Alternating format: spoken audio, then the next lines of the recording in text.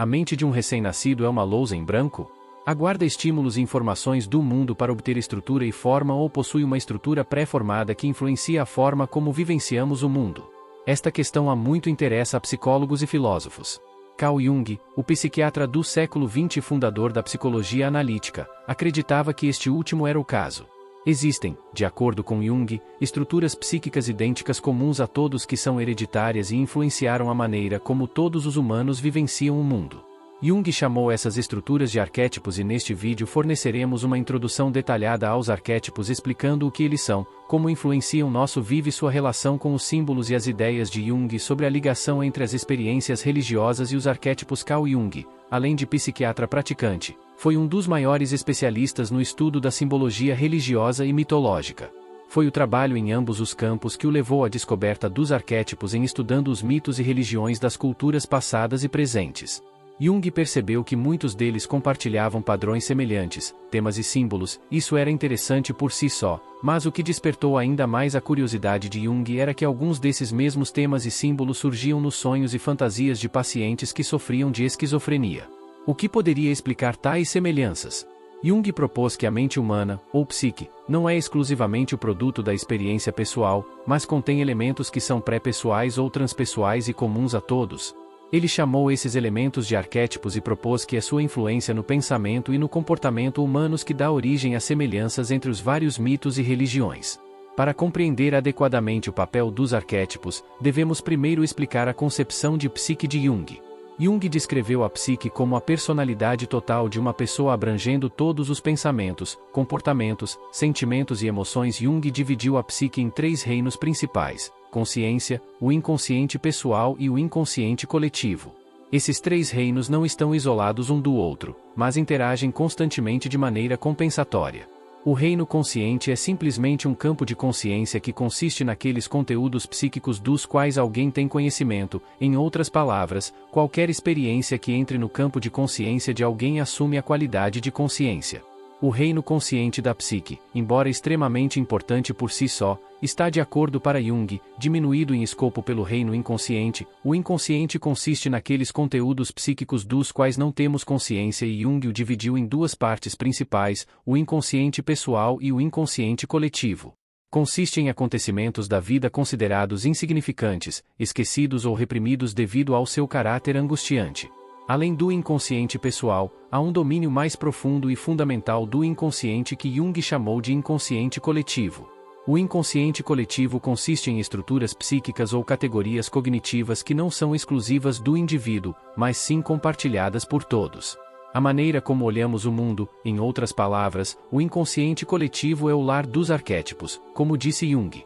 Do inconsciente emanam influências determinantes que, independentemente da tradição, garantem em cada indivíduo uma semelhança e até uma semelhança de experiência e também da forma como é representada imaginativamente.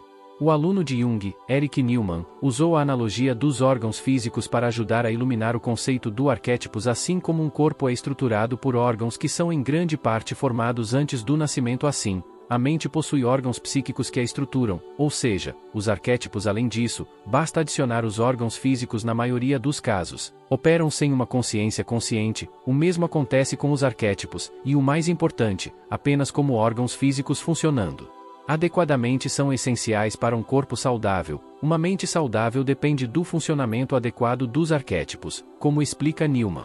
Os elementos estruturais arquetípicos do site somos órgãos psíquicos de quem está funcionando. O bem-estar do indivíduo depende e cuja lesão tem consequências desastrosas. Uma diferença importante entre os órgãos físicos e os arquétipos é que, embora os órgãos físicos possam ser diretamente observados com os sentidos, os arquétipos não podem. A existência dos arquétipos é revelada pelos arranjos que eles produzem na consciência, nomeadamente através da manifestação de imagens simbólicas. É somente através da interpretação dos símbolos manifestados pelos arquétipos que se pode obter uma compreensão do padrão arquetípico da mente humana. Edward Ettinger, em sua obra Ego e Arquétipo, fornece uma explicação do que é um símbolo no que diz respeito à psicologia junguiana. Isso para um sinal. Um sinal é um símbolo de significado que representa uma entidade conhecida por esta definição. A linguagem é um sistema de sinais, não de símbolos. Por outro lado, um símbolo é uma imagem ou representação que aponta para algo essencialmente desconhecido, um mistério. Um sinal comunica um significado objetivo abstrato, enquanto um símbolo transmite um significado subjetivo vivo. Enquanto os sinais, por esta definição, apontam para coisas definidas que existem no mundo, os símbolos não representam coisas que existem no mundo físico, mas apontam para a existência de elementos desconhecidos do mundo.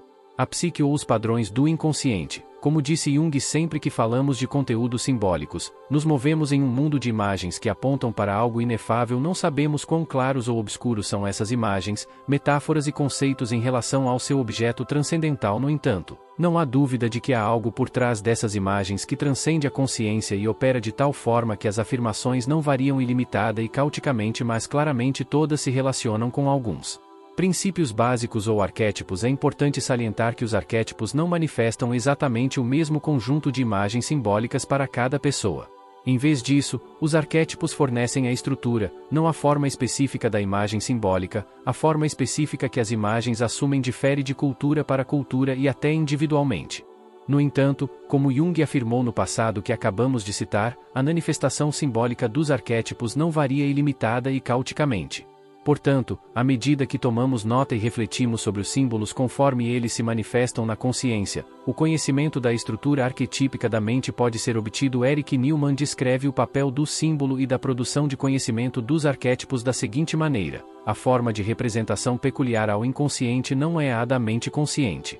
Ele não tenta nem é capaz de apreender e definir seus objetos em uma série de explicações discursivas e reduzi-las à clareza pela análise lógica. O caminho do inconsciente é diferente. Os símbolos se reúnem em torno da coisa a ser explicada, compreendido, interpretado. O ato de tornar-se consciente consiste nos agrupamentos concêntricos de símbolos em torno do objeto, todos circunscrevendo e descrevendo o desconhecido a partir de muitos lados. Cada símbolo coloca ali outro lado essencial do objeto a ser compreendido, aponta para outra faceta de significado. Apenas o cânone desses símbolos reunidos em torno do centro em questão, o grupo de símbolos coerente, pode levar a uma compreensão do que os símbolos apontam e de o que eles estão tentando expressar. Fornecer um exemplo dos tipos de símbolos que são manifestados pelos arquétipos. Veremos o arquétipo que Jung chamou de self. O self é o arquétipo central e seu papel é unificar as outras estruturas arquetípicas da psique. De acordo com Jung, a importância do arquétipo do self coincide com o fato de que é a fonte de muitos dos símbolos encontrados nas religiões e mitos. Edward Edinger, em Ego e Arquétipo, revela a ampla gama de símbolos manifestados pelo self. O self é expresso por certas imagens simbólicas típicas chamadas mandalas. Todas as imagens que enfatizam um círculo com um centro e geralmente com o recurso adicional de uma cruz quadrada ou alguma outra representação de codicaridade se enquadra nesta categoria. Há também uma série de outros temas e imagens associados que se referem ao eu. Temas como a totalidade, a união dos opostos, o ponto gerador central, o umbigo mundial, o eixo do universo, o elixir da vida, todos se referem ao eu, a fonte central da energia vital, a fonte do nosso ser, que é mais simplesmente descrito como Deus. Na verdade, as fontes mais ricas do estudo fenomenológico do eu estão nas inúmeras representações que o homem fez da divindade. O que é interessante perceber é que Jung acredita em vários representações de divindades, mitos e religiões, tanto do passado quanto do presente, eram na raiz manifestações simbólicas do arquétipo do self. No entanto, Jung não quis dizer isso de forma alguma como uma redução de Deus a um produto da mente do homem, como ele escreveu. Isso certamente não quer dizer que o que chamamos de inconsciente é idêntico a Deus ou a uma configuração em seu lugar. É simplesmente um meio do qual a experiência religiosa parece fluir, pois qual pode ser a causa adicional de tal experiência? A resposta a esta questão está além do alcance da compreensão humana. O conhecimento de Deus é um problema transcendental ao longo da vida de Jung. Ele lutou com a questão de saber qual era a fonte última dos arquétipos. Às vezes, ele sugeriu que surgiram de uma maneira evolutiva e foram sujeitos a mudanças ao longo de longos períodos de tempo. A passagem a seguir reflete essa visão. O homem possui muitas coisas que nunca adquiriu, mas que herdou de seus ancestrais. Ele não nasceu como uma tábula rasa, ele simplesmente nasce inconsciente, mas traz consigo sistemas organizados e prontos para funcionar de maneira especificamente humana. Nestes ele deve a milhões de anos de desenvolvimento humano. No entanto, Jung também simpatizou com a ideia de que os arquétipos podem ser semelhantes às formas platônicas, existindo como um tipo de entidade transcendental imutável. Como Jung escreveu em um ponto: se esta estrutura psíquica e seus elementos, os arquétipos já originaram, é uma questão metafísica e, portanto, sem resposta qualquer que seja sua fonte final. Jung acreditava que os arquétipos desempenham um papel imenso na vida de Todos os indivíduos, tornando-se cada vez mais conscientes dos padrões arquetípicos através dos símbolos que manifestam na psique, o indivíduo experimenta uma expansão de consciência. Tal expansão Jung acreditava ser de suma importância, pois, como ele disse, a tarefa do homem é tornar-se consciente dos conteúdos que sobem do inconsciente de seu ser, evitando assim seu destino.